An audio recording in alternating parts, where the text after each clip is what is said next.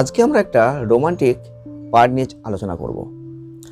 আজকের এই romantic part হচ্ছে খুবই গুরুত্বপূর্ণ একটা পার্ট, যেটা যারা প্রেম করছেন তাদের জানাটা খুব দরকার।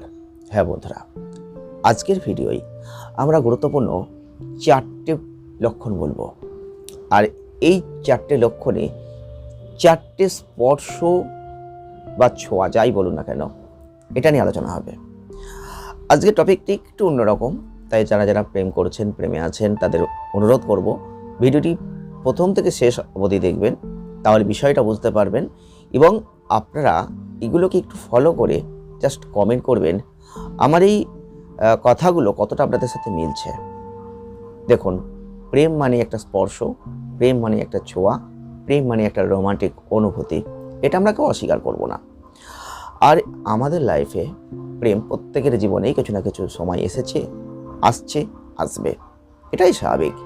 তো আমরা আজকের টপিকে এটাই আপনাদের বোঝাবো এবং আপনাদের জানাবো যে একটা প্রেম জীবনে এই 4টে স্পর্শ অত্যন্ত গুরুত্বপূর্ণ, যে 4টে স্পর্শের মধ্যে আলাদা আলাদা ব্যাখ্যা আছে। আপনি আপনার পার্টনারকে দিয়ে যাচাই করতে পারেন যে সে ঠিক কোন স্পর্শটাকে ফার্স্ট প্রায়োরিটি দিচ্ছে, প্রাধান্য দিচ্ছে। সেখান থেকে আপনি বুঝতে পারবেন আপনার পার্টনার আপনাকে কতটা ভালোবাসে, কোন দিক থেকে ভালোবাসে, কি চায়, তাই না? তাহলে আজকের ভিডিওটি আপনাকে পুরো দেখতে হবে। যদি আমাদের চ্যানেলের ভিডিও আপনাদের ভালো লাগে, জাস্ট একটা লাইক করবেন, শেয়ার করবেন, চ্যানেলটিকে সাবস্ক্রাইব করবেন। আপনারা দেখছেন বিডি ফায়ার মোটিভেশন। তো চলুন আমরা চলে যাই ফার্স্ট যে স্পর্শ। তো দেখুন, প্রেম করছেন, প্রেমের স্পর্শ থাকবে, এটা আমি আগেও বলেছি, এখনও বলছি। এই স্পর্শ কারোর মুখমণ্ডলে হয় ফার্স্ট, কারোর হাত ধরে টানাটানি হয়, কারোর চুল ধরে টানাটানি হয়, কারোর পিঠে বা কাঁধে হাত রেখেও স্পর্শ হয়, এরকম বিভিন্নভাবে স্পর্শ হয়। তো প্রেমের একটা কমন স্পর্শ বিষয়, যেটা কোথায় আপনার পার্টনার ফার্স্ট প্রায়োরিটি দিচ্ছে, কোন জায়গাটাকে কানেক্ট করছে, এটা বুঝতে হবে। এখান থেকে বুঝতে পারবেন তার ভালোবাসাটা কোন দিক থেকে বেশি সমৃদ্ধশালী। ফার্স্ট হচ্ছে মুখমণ্ডল। যদি আপনার পার্টনার আপনার মুখমণ্ডলকে কানেক্ট করে বা মুখের প্রতি আকৃষ্ট হয় বা মুখে স্পর্শ করতে চায়, অনেকে আছে দেখবেন ভালোবাসে, তার জন্য হট করে গালটা টিপে দিল, গালে একটু হাত দিল, একটু ছুঁতে পারলে যেন একটা অনেক আনন্দ, অনেক একটা রোমান্টিক ভাব, এরকম একটা অনুভূতি আসে, ফিল করে। এই মুখমণ্ডলকে ফার্স্ট স্পর্শ করতে চাইছে, এটা যদি হয় আপনার পার্টনারের, তাহলে আপনি বুঝবেন সে আপনাকে একটা রোমান্টিকভাবে খুব দারুণ একটা শ্রদ্ধাবোধ দিয়ে ভালোবাসে, এটা কিন্তু আপনি বুঝবেন। গালকে স্পর্শ করার অনুভূতি কিন্তু এটাই। কেউ দেখবেন হঠাৎ করে হাতে হাত রেখে টানাটানি করে বা হাত ধরে থাকতে ভালোবাসে, হঠাৎ করেই দেখবেন আপনার যে পার্টনার আপনার হাত ধরে আছে, হাত ছাড়ছে না, হাতটাকে ধরে রেখেছে, তারা আপনার হাত তার কাছে খুব আকর্ষণীয়, হাতটাকে সে আকর্ষণ করছে। এই ধরনের কিন্তু আমরা অনেক রকম ফিল করতে পারি। তো যদি এটা হয় তাহলে কি অনুভূতি ফিল হচ্ছে, তাই না? দেখুন, আমরা সারা জীবন হাত ধরে থাকার একটা জায়গা চাই, যেটা হচ্ছে লাইফ পার্টনার। তো যদি হাতটা ধরে সে বোঝাতে চাইছে যে আমি তোমার হাত সারা জীবন ধরে থাকবো, এটাই কিন্তু হাত ধরে রাখার একটা আলাদা অনুভূতি ফিল করছে। তাহলে আপনি বুঝবেন যে সে আপনাকে ছাড়বে না, সে আপনাকে হাত ধরে রাখার চেষ্টা করছে, মানে সেই অনুভূতিটা তার মধ্যে কাজ করছে, সে সেটা আপনাকে বোঝাতে চাইছে। এটার অনুভূতি কিন্তু এটাই। প্রত্যেকটা মানুষ কিন্তু একই জিনিস সব রকম চাই না। এক একটা মানুষের লাভ, এক একটা মানুষের প্রেম এক একভাবে ছোঁয়ার ইন্ডিকেশন দেয়।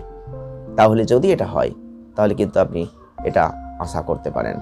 আর আমাদের 3 নম্বর যে অনুভূতি ফিল হবে সেটা কি, সেটা হচ্ছে মাথার চুল। অনেকেই দেখবেন যে যাকে ভালোবাসেন তার মাথায় স্পর্শ করবেন, আগে মাথার চুল ধরে টানবেন। কেউ চুলে হয়তো চুল ধরে হয়তো খেলা করতে ভালোবাসেন, এই ধরনের কিন্তু অনেক আমরা দেখতে পাই।